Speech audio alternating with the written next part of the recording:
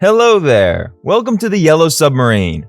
On August 18, 1962, Ringo Starr officially joined the Beatles as their drummer, playing their first gig at Hulme Hall in Birkenhead, England. The producer of the Beatles, George Martin, decided at the time to replace Pete Best with Ringo Starr. Before we begin, please do well to hit the subscribe button and put on your post notifications bell. This legendary band from Liverpool, England captured the heart of many with their mop-top hair and lovely songs during the 60s. From their first single, Love Me Do, to their last album, Let It Be, the Beatles were simply in a class of their own. Many of their songs have landed at #1 on the music chart. Young and adults have to queue in line just to get tickets for their concerts. They were regarded by music lovers as one, if not the greatest band that stamped their class in the music industry. The Beatles is composed of John Lennon, vocals rhythm guitar, Paul McCartney, vocals bass guitar, George Harrison, vocals and lead guitar, and Ringo Starr, drums, vocals. Ringo Starr, Richard Starkey, was not the original drummer for the Beatles. Pete Best was their first drummer, but continually didn't show up due to illness. Ringo Starr, a well-known drummer for another band, Rory and the Hurricanes in Liverpool, would sit in with the Beatles on many occasions after initially meeting the Beatles in 1959. Throughout their career, the Beatles have made several albums, among them Abbey Road, A Hard Day's Night, Beatles for Sale, Please Please Me, With the Beatles, Help, Let It Be, Revolver, Rubber Soul, Sgt. Pepper's Lonely Hearts Club Band, The Beatles, White Album, and Yellow Submarine. Some of their compositions were McCartney-Lennon collaborations, 48 songs, though each member has their fair share of original songs. John Lennon had 72 songs to his credit, Paul McCartney has composed 69 songs, George Harrison had added 22 songs, and even Ringo Starr, Richard Starkey in real life, composed 2 songs, Don't Pass Me By and Octopus Garden. To credit, John Lennon and Paul McCartney were the lead vocalists and George did the backup vocals. But did you know that Ringo, aside from contributing 2 songs, did the lead vocals on 11 songs? For Beatles fans that may not have known this fact, and for those who just wanted to reminisce the old classic Beatles songs, here are the songs for you to enjoy. Number 1. Boys. The song was written by Dixon Farrell and was included in the album Please Please Me, 1963. The Facts. Pete Best sang lead on this during live appearances until he was fired and replaced by Ringo Starr. The song served Ringo well. He often performed it in his post-Beatles career, including on the CBS special The Beatles, The Night That Changed America, which aired on February 9, 2014, in honor of the 50th anniversary of the group's famous Ed Sullivan Show appearance. Number 2. I Wanna Be Your Man, written by John Lennon from the album With the Beatles, 1963. The Facts. I Wanna Be Your Man is a Lennon-McCartney penned song recorded and released as a single by the Rolling Stones, and then recorded by the Beatles. The song was primarily written by Paul McCartney, and finished by Lennon and McCartney in the corner of a room while Mick Jagger and Keith Richards were talking. Number 3. Matchbox. A good pickup song composed by Carl Perkins that was added to the album Long Tall Sally, 1964. The Facts. This was first recorded as Matchbox Blues by Blind Lemon Jefferson in 1927. It was reworked by several blues musicians afterward. The Beatles version is influenced by Carl Perkins' recording of the song. The Beatles also covered Perkins' Everybody's Trying to Be My Baby and Honey Don't. Pete Best, the Beatles' original drummer, sang lead on this song until he was fired. John Lennon sang it at their Hamburg shows, and Ringo did the lead vocals on the recorded version. Number 4. Honey Don't. Another Carl Perkins composition from the album Beatles for Sale, 1964. The Facts. One of the last additions on an album already thin on quality material, Ringo holds a note for the necessary 3 minutes before it falls into the ether. Number 5. Act Naturally. A Morrison-Russell collaboration included in the album Help, 1964.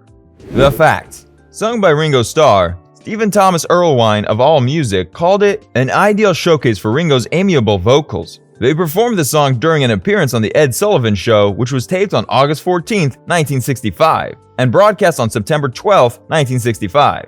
It was also performed at the Beatles' famous Shea Stadium concert on August 15, 1965, and played at some concerts throughout the Beatles' 1965 US tour. Number 6. What Goes On? Lennon-McCartney song from the album Rubber Soul, 1965. The Facts. Ringo helped Lennon and McCartney write this and received his first songwriting credit for it. The composition credit on most Beatles songs is Lennon-McCartney, but this is credited to Lennon-McCartney-Starkey. Ringo also sang lead. Incidentally, this song is partially credited to Starkey. It's a good time to point out that Ringo Starr's actual name is Richard Starkey, a fact even some Beatles fans seem to be in the dark about. What was Ringo's comment on receiving his first songwriting credit? At a 1966 press conference for the album, Ringo jested in his typical self-deprecating style that he'd written about 5 words and I haven't done a thing since. Number 7. Yellow Submarine. A Paul McCartney original featured on 2 albums, Revolver 1966 and Yellow Submarine 1969. The facts. Paul McCartney wrote the majority of this song. He explained shortly after it was released in 1966, Yellow Submarine is very simple but very different. It's a fun song, a children's song. Originally, we intended it to be Sparky, a children's record, but now it's the idea of a yellow submarine where all the kids went to have fun. I was just going to sleep one night and thinking if we had a children's song, it would be nice to be on a yellow submarine where all your friends are with a band. Paul purposely used short words in the lyrics because he wanted kids to pick it up early and sing along. The sounds of bubbles, water, and other noises were recorded in the studio. The background vocals were done by John, Paul, and George, and they had some help on the fade-out chorus by Mal Evans, Neil Aspinall, George Martin, Alf Bicknell, Jeff Emmerich, Brian Jones, Marianne Faithfull, Patty Harrison, and a few other staff people that were in the building at the time. The bubble effects are John blowing into a straw. All of the speaking parts are done by John and Paul. Number 8. With a Little Help from My Friends. Another Paul McCartney classic composition included in the album Sgt. Pepper's Lonely Hearts Club Band 1967. The facts. Lennon and McCartney finished writing this song in mid-March 1967, written specifically as Starr's track for the album. McCartney said, "It was pretty much co-written. John and I doing a work song for Ringo, a little craft job." In 1970, Lennon stated, "Paul had the line about a little help from my friends, which had some kind of structure for it, and we wrote it pretty well 50-50 from his original idea." But in 1980, Lennon said, "This is Paul, with a little help from me. What do you see when you turn out the light? I can't tell you, but I know it's mine. Is mine." It was briefly called Badfinger Boogie. Number 9. Don't Pass Me By. Ringo Starr original song from the album The Beatles 1968. The facts. Ringo Starr wrote this and sang lead. It was the first Beatles song he wrote by himself. Ringo wrote the song in 1963. In an interview for a New Zealand radio station during their 1964 tour of Australia, Ringo is heard in the background saying, "Sing the song I've written, just for a plug." Then Paul says, Ringo has written a song called Don't Pass Me By, a beautiful melody. This is Ringo's first attempt at songwriting. At this point, Paul and John actually sing a verse of it, and Ringo says, "It was written as a country western, but Paul and John singing it with that blues feeling has knocked me out." Are the Beatles going to record it? I don't know. I don't think so, actually. I keep trying to push it on them every time we make an album. Paul then states, "Unfortunately, there's never enough time to fit Ringo's song on an album. He never finished it." Ringo put the finishing touches on it while in Rishikesh, India. Number 10. Good Night. A John Lennon original from the album The Beatles 1968. The facts. John Lennon wrote the song as a lullaby for his 5-year-old son, Julian. George Martin's arrangement is lush, and intentionally so. Lennon is said to have wanted the song to sound real cheesy, like a Gordon Jenkins-esque old Hollywood production number. The musicians play the following instruments: 12 violins, 3 violas, 3 cellos, 1 harp, 3 flutes, 1 clarinet, 1 horn, 1 vibraphone, and 1 string bass. The Mike Sam singers also took part in the recording, providing backing vocals. Paul McCartney recalled in Many Years From Now by Barry Miles, "I think John felt it might not be good for his image for him to sing it, but it was fabulous to hear him do it. He sang it great. We heard him sing it to teach it to Ringo, and he sang it very tenderly. John rarely showed his tender side, but my key memories of John are when he was tender. That was what remained with me, those moments he showed himself to be a very generous, loving person. I always cite that song as an example of John beneath the surface that we only saw occasionally. I don't think John's version was ever recorded." Number 11. Octopus Garden. Ringo Starr, another original composition from the album Abbey Road, 1969. The facts.